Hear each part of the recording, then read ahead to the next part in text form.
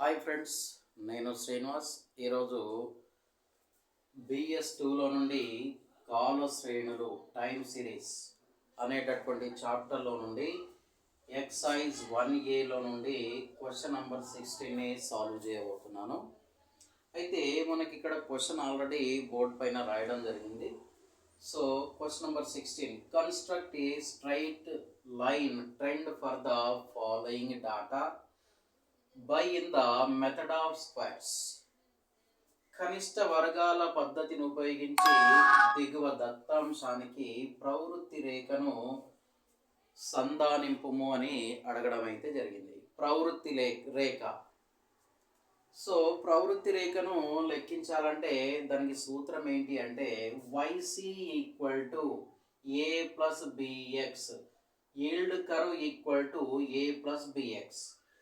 So ఇక్కడ ఏ విధంగా కనుక్కుంటామంటే A equal to sigma Y/N, B ఏ విధంగా వస్తుందంటే B equal to sigma XY divided by sigma X². అయితే మనకు క్వశ్చన్లో ఏమి ఇచ్చారంటే ఇక్కడ ఇయర్స్, సంవత్సరాలు 1 2 3 4 5, అదేవిధంగా ఐటమ్స్, అంశాలు అని క్వశ్చన్లో ఇవ్వడం జరిగింది. దాన్ని మనము Y అనుకుంటాం. So Y 89, 92, 71, 90, 169. ఇక్కడ మనకు సంవత్సరాలు ఉన్నాయి 1 2 3 4 5, 5 మాత్రమే ఉన్నాయంటే ఇది బేసి సంఖ్య. సో బేసి సంఖ్య ఇచ్చినప్పుడు ఒక రకంగా కనుక్కుంటాం, అదేవిధంగా సరి సంఖ్య ఇచ్చినప్పుడు ఇంకో రకంగా కనుక్కుంటాం. అయితే ఈరోజు బేసి సంఖ్య ఇచ్చినప్పుడు ఏ విధంగా చేయాలో చూద్దాం.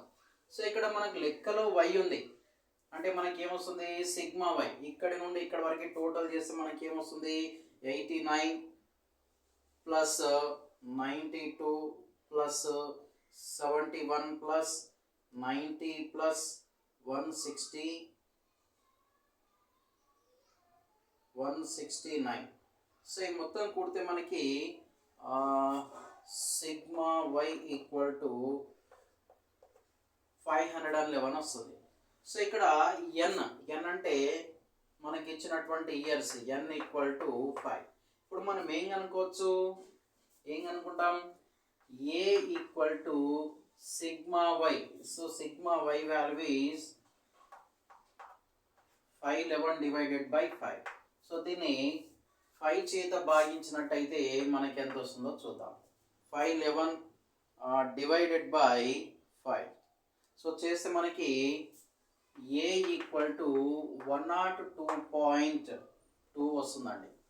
సో తర్వాత మనం ఏం కనుక్కోవాలి, B విలువ కనుక్కోవాలి. B విలువ కనుక్కోవాలంటే మనకు ఏం కావాలంట, X కావాలి, Y కావాలి. Y ఆల్రెడీ లెక్కలో ఉంది, మరి X లేదు కాబట్టి Xను ఏ విధంగా కనుక్కుంటాం, X ఇక్కడ మనకి 5 సంవత్సరాలు ఉన్నాయి కాబట్టి మిడిల్లో ఉన్న ఇయర్లో 0 తీసుకోవాలండి.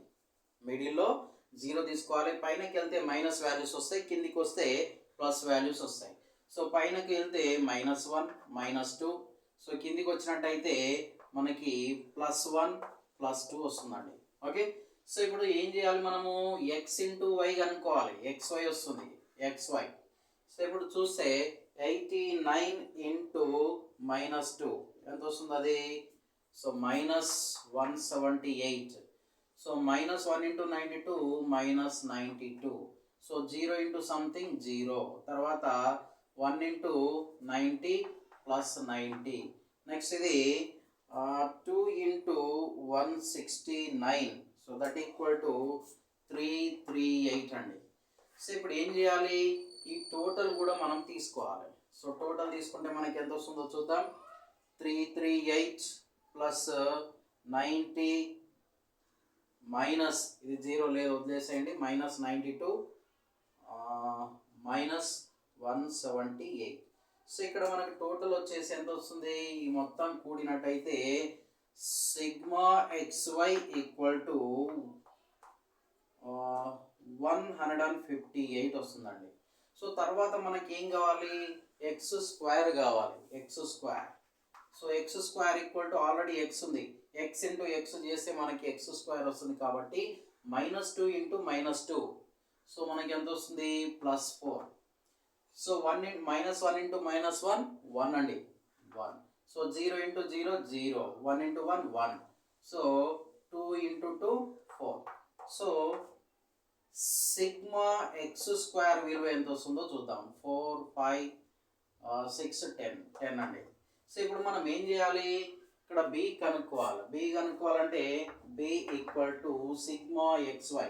So sigma XY value is 158 divided by sigma X square value 10 అండి. సో ఇప్పుడు ఏం చేయాలి, బి ఈక్వల్ టు, సో ఈ 0 క్యాన్సిల్ చేస్తే ఇక్కడ పాయింట్ వస్తుందండి. సో అది 15.8 ఆన్సర్. ఓకే. సో ఇప్పుడు మనం ఇక్కడ ఏం అడిగిన లెక్కలో కనిష్ట వర్గాల పద్ధతిని ఉపయోగించి ప్రవృత్తి రేఖను సంధానించండి అని అడిగిండు. సో ప్రవృత్తి రేఖ అంటే ఇదండి. So yield curve equal to a plus b x. So ఈ సూత్రంలో ఈ వాల్యూస్ని మనం ప్రతిక్షేపించాలి. వైసి ఈక్వల్ టు ఏ అంటే 102.2 plus B means 15.8x. So లెక్కలో ఇది కనుక్కోమని చెప్పడం జరిగిందండి. ఓకే. సో రైట్, ఇది ఇంపార్టెంట్. కొన్ని సందర్భాలలో మనకి 12 మార్కులకు వచ్చే అవకాశం ఉంటుందండి. Okay right, thank you.